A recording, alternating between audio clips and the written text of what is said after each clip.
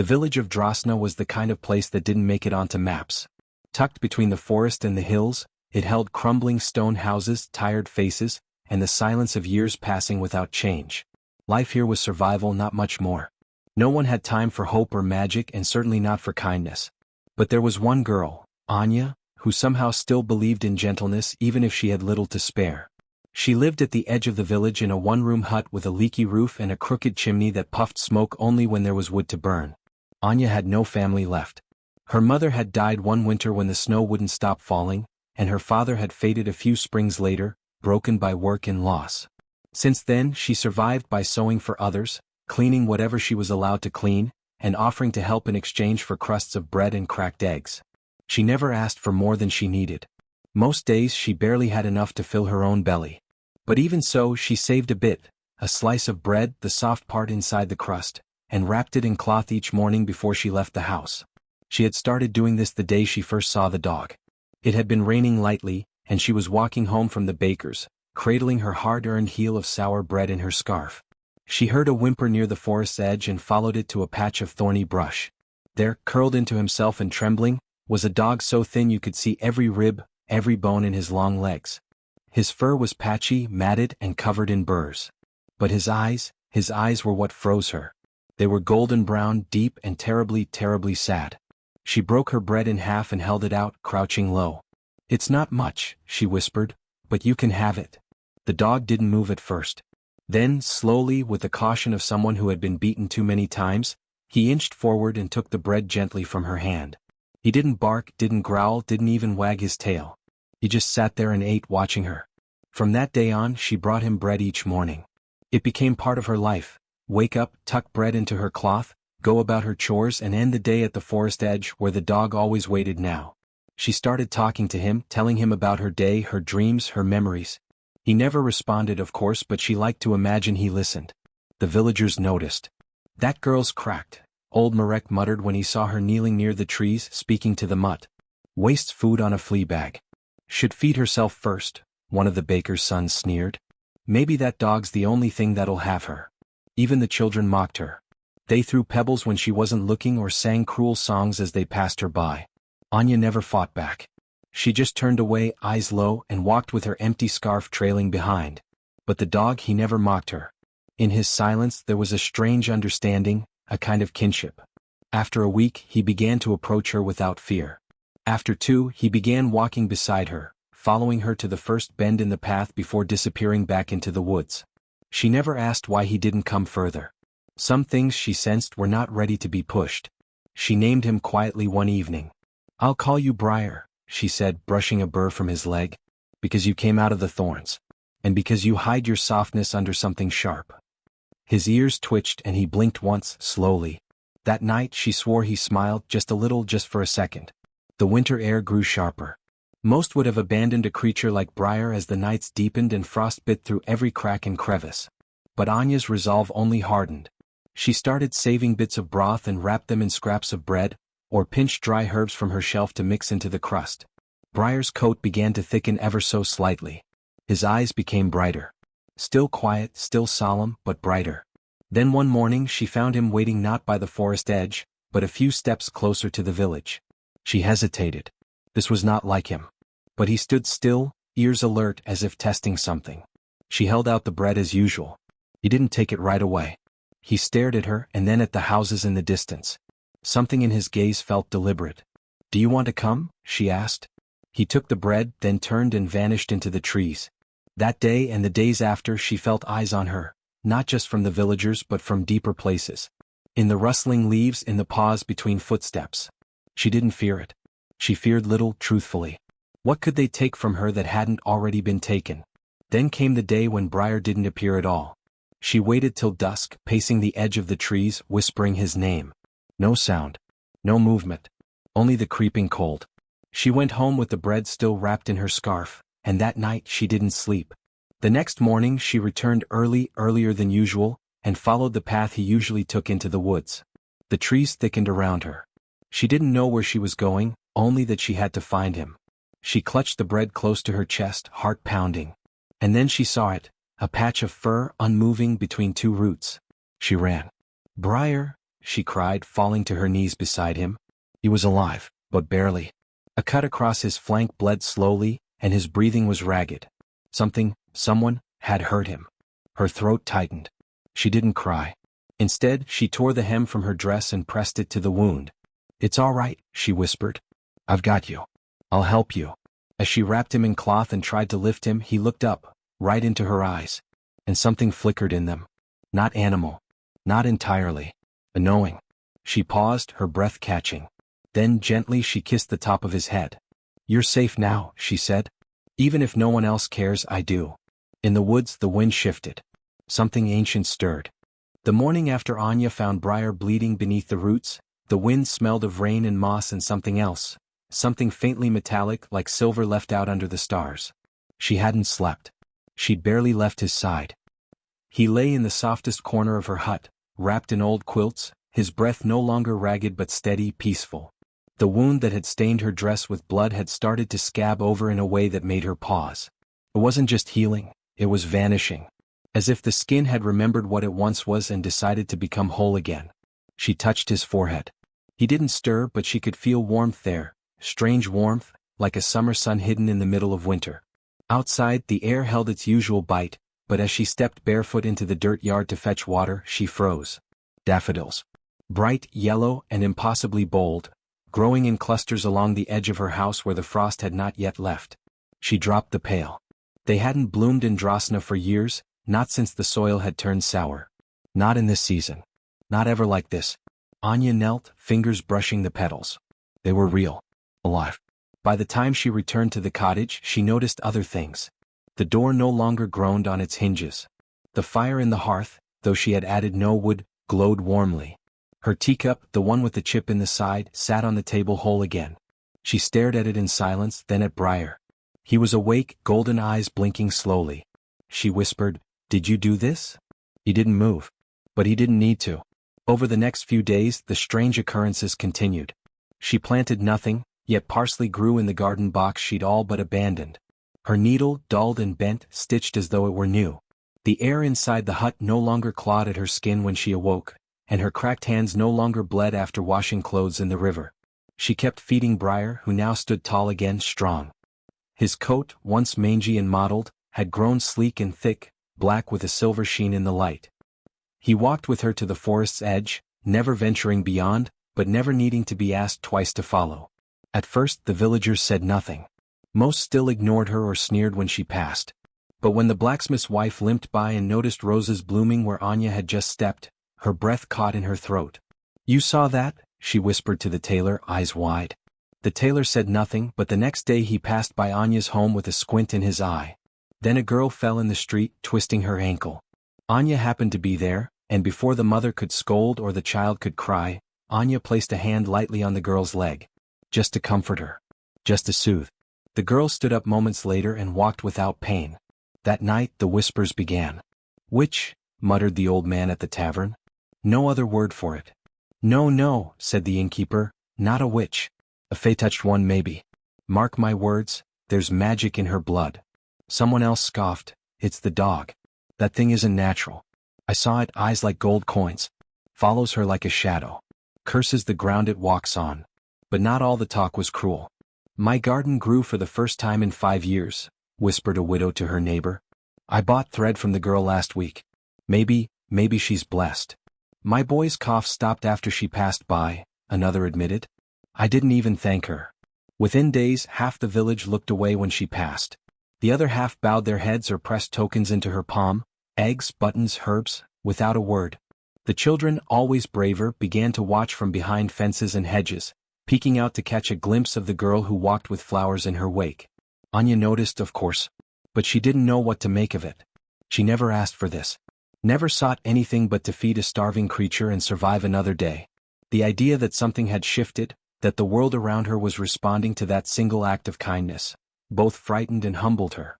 She tried to ignore the attention, to remain quiet and unseen as always. But something inside her was stirring, something old and new all at once. A strength she didn't know she possessed. She found herself humming while she worked. She cleaned her home until it sparkled. She stitched not just for coin, but for beauty, vines curling along hems, stars embroidered in hidden corners. And every evening Briar sat beside her, watching, listening. It was on the 5th evening that the wind spoke. She was collecting water from the well when the air stilled, the way it does before a storm. Then came a voice, not heard but felt deep in the chest like a drumbeat. The girl feeds the forgotten. The girl heals the root. Anya dropped the bucket. Her knees hit the ground. Briar was there in seconds, his body between her and the unseen. But there was no danger. Just that voice, and then a warmth that spread across her skin like sunlight after rain. She told no one. She tried to sleep that night, but her dreams were restless. She saw a crown of twisted silver lying in the dirt. A dog leaping through fire. A hand reaching up from a pit. Then in the silence a voice whispered her name, not the way the villagers said it, but fuller, older, as if spoken in a language lost to time. When she awoke, Briar stood at the window. His head turned slightly as if listening to something far away. Something was coming. And it had already begun. The moon was full that night, high and pale, casting soft light over the village rooftops and turning the forest's edge into a land of silver shadows. Anya couldn't sleep. Ever since the voice in the wind, ever since Briar had started staring longer into the trees, she'd felt something stirring in her chest, restless, almost electric. Briar lay near the door as always, but tonight his ears were up, body tense. When she shifted under her blanket, he lifted his head slowly, alert. A low whine hummed in his throat. "Is it time?" she whispered, not knowing why she asked. He turned toward the window, then stood, pawed the door softly and looked back at her once. She rose without question. The forest wasn't a place Anya ventured at night. It was a place of folktales and forgotten paths, a tangle of roots and secrets. But she followed Briar without shoes, her steps light, careful. The moon caught on dewdrops and the breeze carried the scent of pine and damp earth. They passed the grove where she gathered herbs, the narrow stream where frogs sang in spring. Briar moved with purpose, weaving between branches like he knew the path even when there was none. Anya kept up, leaves brushing her cheeks, breath quiet in her throat. Then just as they reached a hollow near the ancient elm trees, he stopped. She expected him to sniff the air or lower his body into the moss as he often did, but instead he stepped forward once, and vanished. She blinked. There was no rustle, no shift, no warning. Just gone. "Briar?" she whispered, her voice cracking in the hush. A breeze stirred the leaves. And then, there in the place where Briar had stood, a figure. Not a dog. A boy. He stood barefoot in the grass, the moon catching on his dark curls, his skin a dusky gold, almost glowing. His eyes, oh, his eyes were Briar's. Golden. Luminous. Watching her without fear, without apology.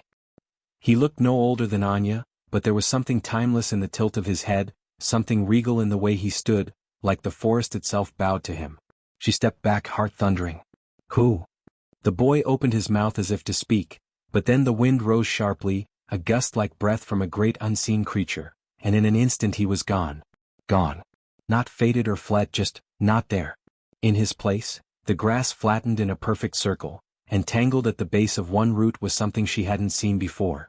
A thread. She crouched, hand trembling, and plucked it carefully from the bark. It shimmered under moonlight, not yellow, not brass, but gold. Real gold. It was warm to the touch and pulsed softly as if alive. A thread like that had no place in their village. Not even the richest merchant carried thread spun of real gold. It was legend, myth, something princesses might sew into wedding gowns or kings tie into sacred banners. She wrapped it around her fingers and clutched it to her chest. Briar did not return that night. She waited at the hollow until her knees grew numb and the stars faded into morning. Only then did she walk home, the gold thread safely tucked in the small pocket she had sewn into her nightdress long ago, meant for herbs and dreams. When she opened the door, Briar lay curled by the fire, exactly as she'd left him. His eyes opened slowly as if he'd never moved, but as she approached, he lifted his head and nudged her palm with his nose. She didn't speak. He didn't bark. But that night, when she fell asleep beside him, the thread beneath her pillow hummed gently, and her dreams were no longer her own. Anya had never stepped into the village elder's hut unless she was carrying herbs or water. But the thread burned in her pocket like a secret too loud to ignore. She had to know what it meant that Briar disappeared and a boy took his place in the woods only to vanish again. So she knocked. The elder Marit opened the door slowly. Her white hair was braided thick down her back, and her milky eyes still caught the light as if they could see more than just shapes. She smelled of smoke and lavender, and when she looked at Anya, she paused. You've seen something, Marit said. Anya nodded. Marit gestured her inside. Tell me everything. Anya did. She told her about the night walks, the sudden flowers, the warming cottage, the boy in the clearing. She hesitated before pulling the gold thread from her pocket, but Marit extended a trembling hand. Let me see. The moment the elder's fingers touched the thread, her eyes widened. Her breath caught. She whispered something, too soft to hear, and sat down heavily on a low stool. You shouldn't have this, she murmured. But I found it, Anya said. After he changed. Or, before he changed back. I don't know. Marit stared at the thread, then at the fire. You've heard of the lost prince? She asked at last. Anya blinked. Only that he vanished when I was small. There was a festival of mourning. The temple bells rang for weeks. Marit nodded. That's the tale they tell the children. But few know the truth. She looked down at the gold thread, her voice low and distant, as if pulling memories from deep places. He was a boy of spirit and kindness, too tender for the court. But there were those who envied him, who saw his gentleness as weakness, his kindness as flaw. A distant cousin, one with power and ambition, cursed him. Anya felt a chill race across her arms. They changed him, Marit continued, into a creature neither man nor beast, hidden from all who knew his name. The spell was not just punishment, it was exile, forced silence. He could not speak, nor write, nor be known. He was only to watch the world from behind fur and fawn. Anya's voice was barely a whisper. But why? Because his kindness frightened those who thrived on fear. And the curse would only break if— Marit looked at her, her eyes sharp now, wet with knowing. If someone showed him daily kindness. Not once. Not twice. But many times. Every day. Without knowing who he was. Without expecting a reward. Anya's breath caught. Her hands shook as she clutched the thread tighter. He's been here, she said. Living like a stray. Alone. Marit nodded. Briar? Anya said softly. Briar?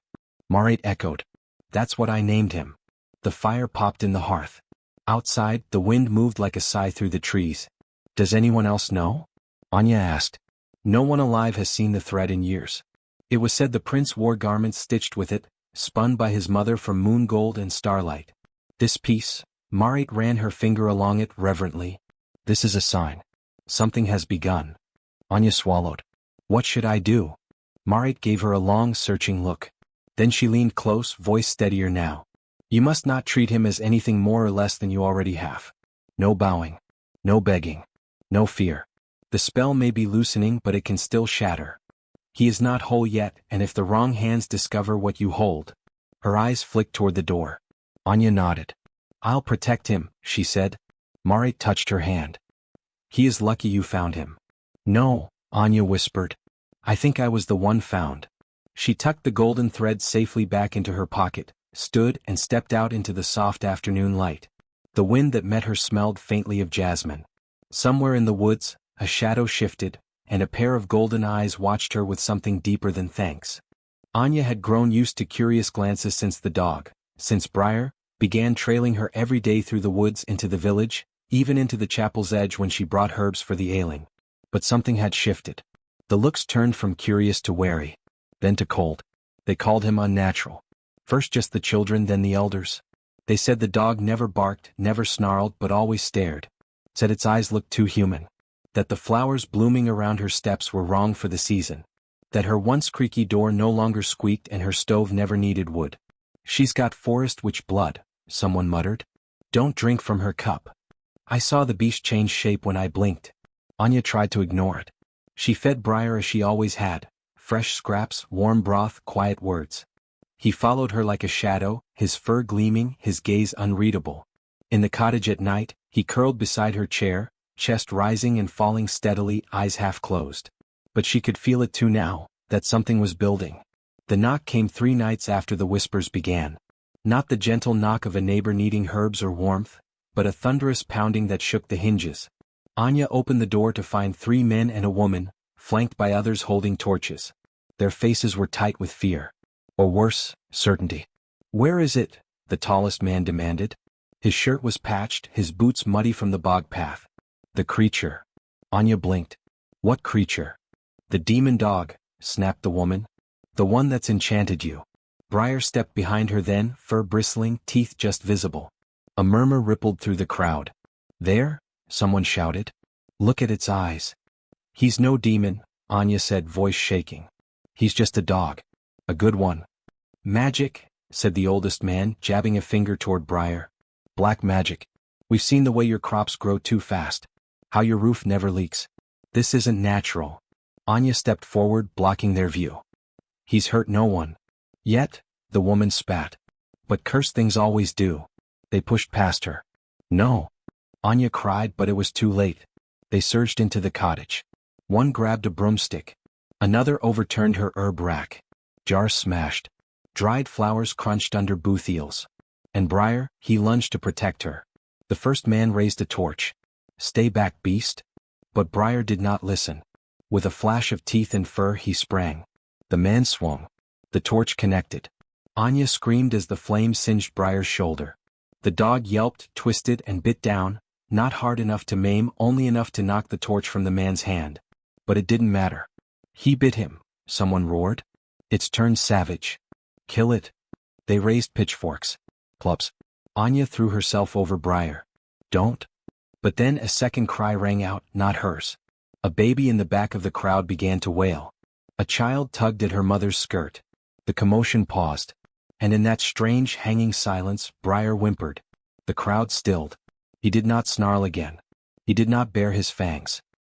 He simply lowered his head and looked at Anya, wounded, waiting. The oldest man stepped back. This is no beast I know. The woman frowned. We should speak to the elder. Another muttered, if we kill him and he is magic, what curse might fall? Uncertainty bloomed. Anya stood slowly, her arms still around Briar, who trembled but did not move. Please, she said. Leave. Some obeyed. Others hesitated. But one by one they trickled out. By the time the last torch disappeared into the trees, the floor was scattered with ash and herbs, the table overturned, the cupboard door swinging loose. Anya knelt beside Briar, pressing cloth to his singed shoulder. You protected me. He pressed his nose into her hand. And then, just for a breath, something shimmered. His form flickering, not just dog but boy, curled in pain, gold thread gleaming at his collar. Then it vanished. Anya touched her chest to steady her breath. They would come again. She knew it.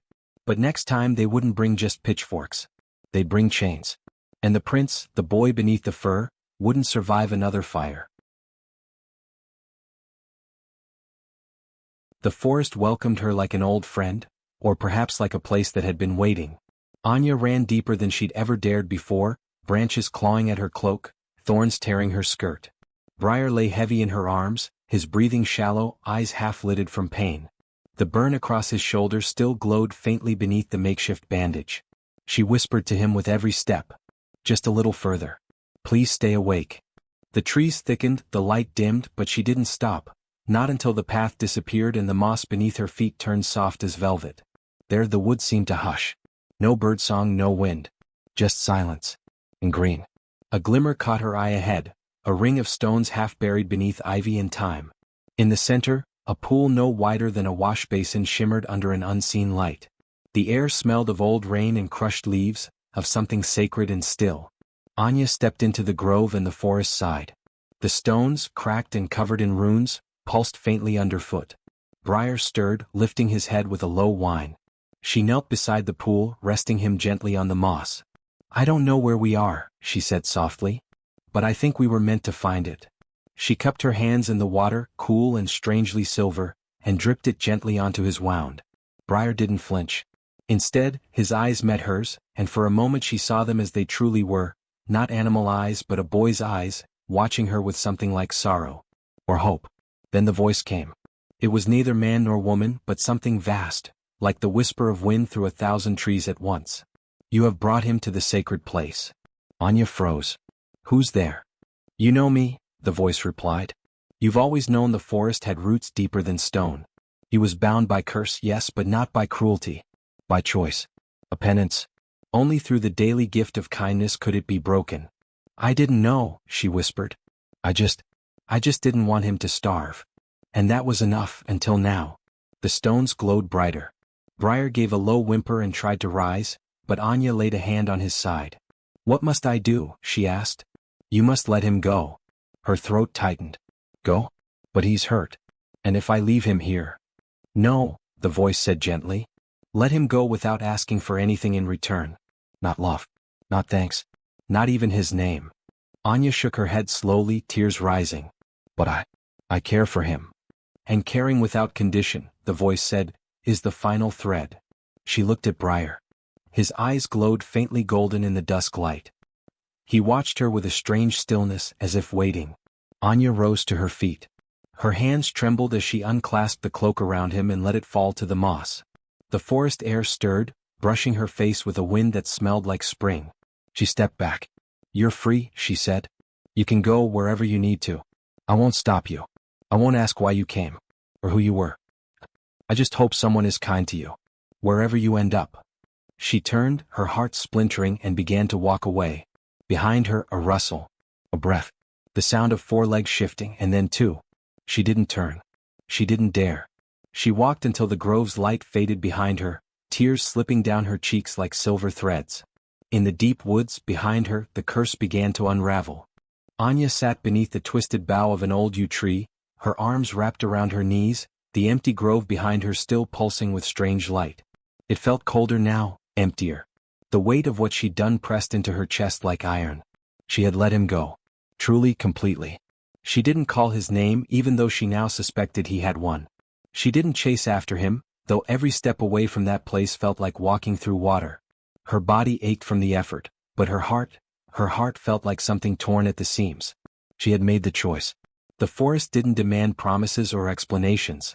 It hadn't bartered with her, hadn't asked for blood or oaths. It had only asked for something far harder. Release. Now the grove behind her lay quiet. She could no longer hear his breathing, no longer feel the slight weight of his paw against her hand. She'd carried him for hours through thorn and branch, and now her hands felt strangely empty. She touched the spot where his head had once rested against her lap and found nothing but fallen leaves. A breeze moved through the trees. The last of the golden light shimmered across the underbrush and then faded. Anya tilted her head back and wept. Not the loud sobs of a girl scorned or abandoned, but the quiet, shaking grief of someone who had chosen love and then chosen to let it go. A love she had never fully understood, never asked for, but had grown into nonetheless, like sunlight creeping over a frostbitten field. I hope you're safe, she whispered, her voice barely audible. Wherever you are now. There was no answer. Only the distant rustle of leaves, the gentle hush of the wind. The forest no longer shimmered. The glowing stones of the grove had dimmed to mossy gray. Even the strange symbols had gone dark. It was over. She remained seated for a long while. The air grew cooler. The forest darker. The strange warmth that had guided her before had faded, and she was truly alone again. Anya didn't return home right away. She stayed there in the woods, staring at the soft earth and the path she had taken. Her thoughts wandered to the dog, no, to the prince if the stories were true. To the way he had looked at her in those last moments, golden eyes full of something she couldn't name. Was it gratitude? Sadness? Goodbye? She would never know. Eventually, the stars began to appear, shy and flickering between the branches. The hush of the forest deepened. And with it came a kind of stillness, not empty but restful. Like the forest had exhaled. She rose slowly, brushing the leaves from her skirt, and began to walk. Her steps were heavy, but she did not drag them. There was no need to run. No one left to protect. She had done all she could. As she crossed the edge of the grove, something stirred behind her, a soft hum, a shifting of air. But when she turned, there was nothing. No dog. No boy. No light. Only trees. Only silence. Only the echo of her own quiet, steady breath. At dawn, the air carried an unfamiliar weight, charged, expectant. Birds broke into sudden song as the sun breached the hills, casting warm gold over the rooftops of the village. Sleepy villagers stirred in their homes, sensing something had shifted in the night. And then the trumpets sounded. Their blare rang across the valley, crisp and regal, waking even the deepest sleepers. Doors creaked open. Faces peeked from windows. In the distance, beyond the far road that rarely saw visitors, a royal carriage sat idle, not grand, not gold-plated, but simple as though hastily borrowed. And beside it stood a man, tall and strange, wrapped in a worn peasant's coat, his boots dusty, his hair unkempt from travel. He held no sword, wore no crown.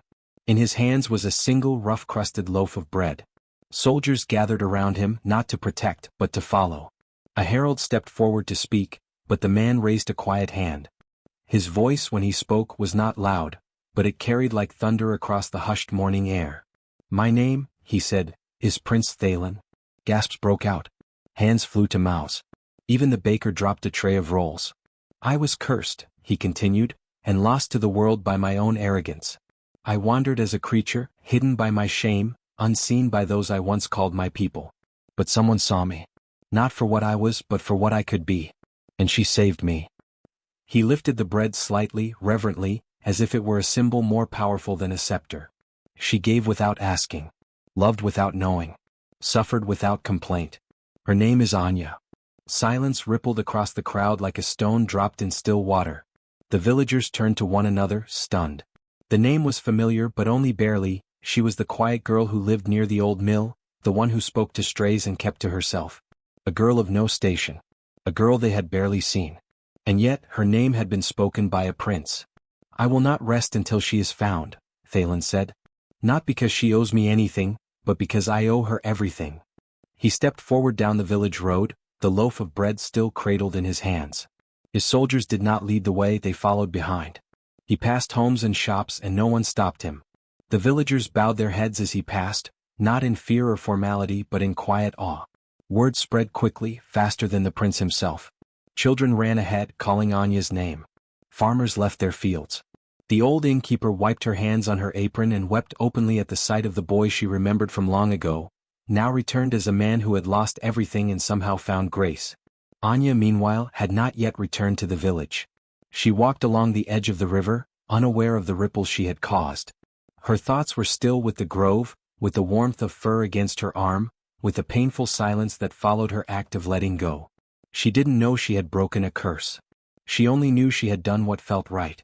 It wasn't until she crested the last hill into town that she saw them. Crowds gathered, heads turning. A hush fell, and in that hush came the sound of soft boots on earth. And there he was. The dog no longer. The boy in the woods, now a man before her. He was thinner than she'd imagined, older in the eyes, but unmistakably the one she'd fed and loved and released. He walked straight toward her. They stood facing one another as the village held its breath. Thalen looked down at the bread in his hands, then back up into her face, eyes searching, not for thanks but for permission. "May I share this with you?" he asked quietly. Anya nodded, and the smallest smile touched her lips. The curse was over. The prince had returned. But more than that, so had she. The great hall of the palace, once silent for years after the prince's disappearance, now buzzed with murmurs and movement. But this was no celebration, no feast, no royal wedding. This was something different. Something heavier. A courtroom had been prepared, not the dungeon-lit trial chambers used for thieves and traitors, but the Hall of Crowns, where kings once heard petitions and dispensed justice not with fire or sword, but with word and will. Today that ancient chamber opened again, not for nobility but for villagers. They came in small groups, escorted by guards who neither threatened nor jeered. These were not prisoners but witnesses. Some came hunched in guilt, others in confusion. A few, stubborn and prideful, held their heads high, until they met the prince's eyes. Prince Thalen stood at the far end, robed not in velvet or silk, but a plain tunic of dark green. He wore no crown. The only gold on him was the emblem of his house, sunlit trees on a field of dusk, pinned quietly at his collarbone. His voice, when he spoke, was as calm as a river just before it floods. "I was lost among you," he said. "Not as royalty. Not as a man. But as a dog, hungry, wounded, cast aside. No one breathed. I passed your doors. I slept beneath your carts. I watched you throw stones at shadows, whisper behind your hands. I learned in my silence what truly lives in the hearts of men and women." His eyes swept over them. "And I learned who would stop to feed a creature with nothing to offer in return." From the crowd came a ripple of murmuring, some ashamed, some wide-eyed in realization. "Anya," he said. Just the name. It rang like a bell. She gave me food. And warmth. And the dignity I had forgotten I deserved. When others threw scraps, she offered bread. When others spat, she spoke softly. And when others raised torches, she stood between them and me. His hand gripped the edge of the stone dais. "This is not a trial. I seek no revenge. I will not jail the old woman who cursed my name. I will not punish the blacksmith who jeered when I limped past. But you will know the weight of your choices." He stepped down from the dais and faced them not as prince but as peer. "She is owed an apology, from every tongue that ever called her mad or strange or worthless. And I will see that apology spoken here and now. The villagers bowed their heads one by one. The apothecary who once called her witch child. The boy who had thrown a stone, now grown and silent. Even the baker's wife, who once whispered to customers not to buy from the girl with dirt on her dress, came forward and fell to her knees. I didn't know, she wept. I didn't see. You saw, Thalen answered softly. You just chose not to look. As the final apology fell into the hush, the doors at the end of the hall creaked open. Anya stood there, clean, calm, her eyes unreadable. She had not demanded this moment. Had not asked for it. And yet here it was, laid before her like a crown she had never wanted. The prince crossed the chamber to her. Will you come with me? He asked. To the palace, not as subject, not as servant, but as guest. As one who once fed a starving soul and asked for nothing. She looked around the room, at the villagers, bowed in shame. At the golden sunlight spilling through the stained glass above. And finally at Thalen. I will, she said quietly. But not to be raised above them. Only to remind them what kindness costs. He offered his hand. She took it. The crowd watched in silence, not from fear but reverence. The court had spoken. The crowns had bowed. Justice at last was gentle. The cottage stood just beyond the river bend, where the woods grew thick but friendly and wildflowers bloomed year-round. It was simple, a single chimney, windows always open to let in birdsong, and a garden gate made of mismatched wood slats painted with love. Yet everyone in the village called it the sanctuary. It was here that Anya made her home, not in the marble halls of the palace, though she had been offered rooms finer than anything she dared dream. Instead she chose this place. A home made not of gold but of bread and blossoms, of warm hearths and open doors. Word had spread far and wide. If you were lost, broken, hungry, or simply lonely, you could come here. The girl who once fed a starving dog would not turn you away. And she never did. The sanctuary was filled with life. Dogs of all sizes roamed the garden paths, tails wagging with delight. Cats curled up in sunlit corners. An old donkey nibbled weeds beside a squirrel who refused to return to the trees. Children came too, quiet children, frightened children, children whose parents were gone or too tired to remember softness. Anya welcomed them all. She taught them how to make bread, slowly, patiently, letting them feel the dough between their fingers until it felt like magic. She showed them how to water wounded plants, how to whisper to scared animals, how to sit still and listen to the world breathing. She taught them kindness not as duty but as instinct. The prince came often. Not as a ruler. Not as a man owed anything. Just as Thalen, in a worn coat, carrying a warm loaf wrapped in cloth and sometimes a small bouquet picked by hand along the road. He never stayed long. He would help fix a fence or carrying grain, or read to a child while a kitten purred on his lap.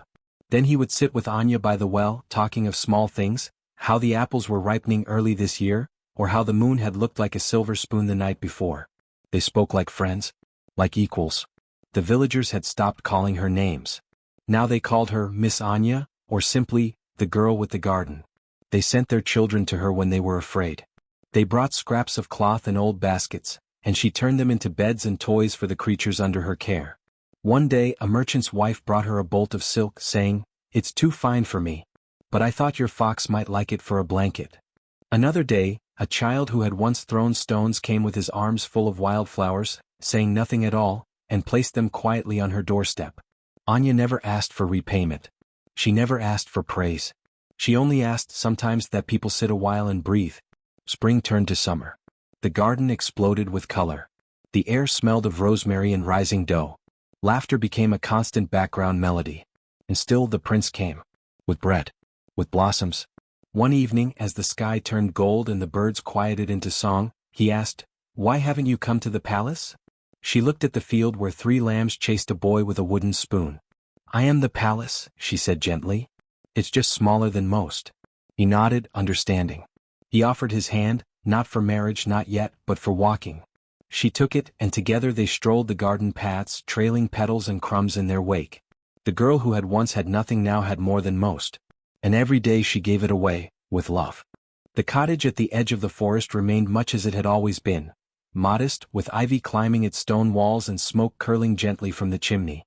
But where once it had stood quietly alone, surrounded by overgrown brush and silence, it now hummed with gentle life. Laughter danced through the garden paths, the scent of warm bread mixed with lavender, and soft footsteps of paws and bare feet could be heard beneath the trees. Anya had not become a princess, not by crown, not by ceremony. She hadn't moved into the castle, though the prince had offered. She had smiled gently, touched his hand and said, "Not yet." And he had understood.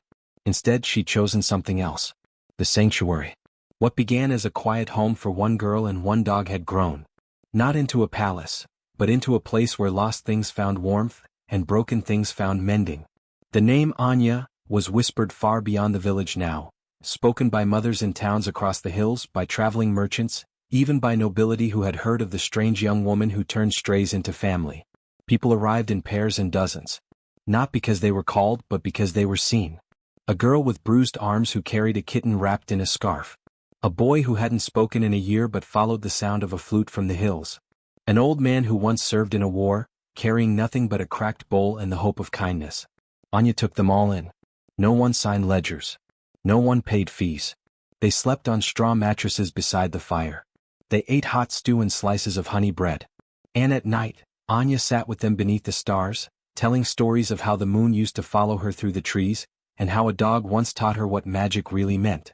Every animal had a name, every child a place, and every stranger a chair at the table. The prince came often, but never in procession. No guards. No horns. Just him, walking the winding forest path in a coat patched at the elbows and boots worn soft. He always carried two things: a fresh loaf of bread and a bundle of blossoms, hand-picked from the royal gardens or wild meadows he passed along the way. Sometimes he brought news from the palace. Sometimes he asked her advice about village disputes. But mostly he came to help. He swept the floor. He mended fences. He read books aloud while a dog snored on his feet and a baby goat chewed the hem of his cloak. And he listened. He listened to every child who spoke with trembling lips, to every woman who whispered of loss, to every boy who wanted only to feel safe. And he listened to Anya. They sat often beneath the old birch tree that grew crooked over the well. Sometimes they spoke. Sometimes they didn't. Once he asked her, "Do you think they'll always need us?" And she answered, "I think they'll always need each other. We just help them remember." The villagers who had once scorned her now came with offerings. Stories. They brought broken chairs for her to fix and wild animals for her to heal. And sometimes they just came to sit in the garden and remember what gentleness felt like. No longer did they speak of curses. No longer did they warn their children to stay away from the forest. Now they said, "If you're lost, follow the path that smells like rosemary and warm bread." One winter a terrible storm rolled in. Trees bent. The river swelled. A fire broke out in a nearby village, and travelers flooded toward Anya's cottage seeking shelter. She opened every door. They filled every room and curled beside every hearth. Dogs and cats shared space with frightened children. The prince worked beside her through the night, hauling wood, carrying pots of stew, drying tears. When the sun finally returned, one woman said softly, "This is what a palace should feel like." Years passed and the sanctuary grew. Not in walls but in stories. In love. In legacy. Anya built a garden that never closed its gates. She planted trees whose fruit anyone could pick. She wove blankets from donated scraps and lined them with old lullabies. Every day someone new came to her. And every day she gave. One spring the prince knelt before her, not with a ring but with a question. "Are you ready?" And she smiled, wiping flour from her cheek, and replied, "Ask me again tomorrow." He did. And each time she gave the same answer, with warmth, never rejection. Because love, to Anya, was not a crown to be worn. It was a seed to be planted. A loaf to be shared. A name spoken with care. One evening, as twilight painted the sky in pinks and golds, a child tugged on her apron and asked, "Miss Anya, why do you give everything away?" She knelt, smoothing the child's hair, and replied, "Because once I had nothing, and someone gave me a chance." Then she handed the child a small loaf of honey bread wrapped in linen and added, "Now it's my turn." That night, she sat beside the prince under the birch tree, a dog curled at her feet, and the stars watching silently above. And though no fanfare played, no trumpet sounded, every soul who had ever come through her doors knew the truth. The girl who had fed a starving dog had become something greater than a queen. She had become a light. And she gave it away freely with love.